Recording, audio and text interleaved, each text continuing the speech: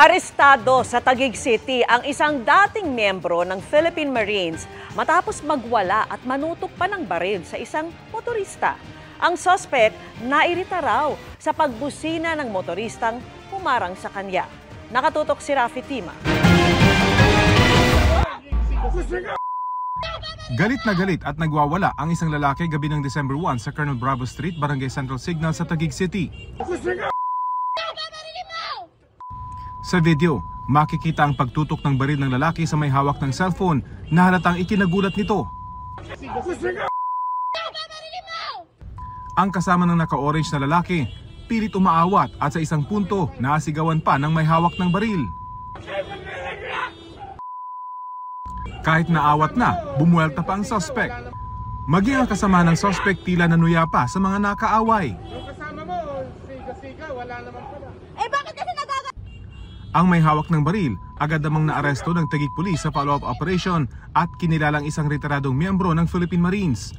Nakuha sa kanya ang isang kalibre 45 baril na may 7 bala. Base sa inisyal na investigasyon, away umano sa kalsada ang ugat ng insidente matapos maharangan ng suspect ang sasakyan ng biktima.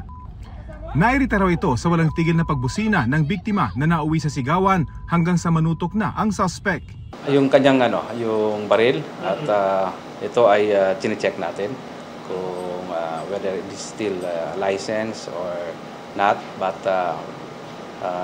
alam ko nakapag-file na yung ating Taguig City Police Station ng kaso for grave threats and illegal possession. So definitely hindi licensed yung baril dito. Nakakulong ngayon ang suspect sa Taguig Police Station. Tumanggi na siyang magsalita ng makapanayam ng GMA Integrated News. Sir, no comment po ako dyan, sir. No comment po ako. Hindi po ako magsasalita sa court na lang po, sa court na lang po ako magkakuan po.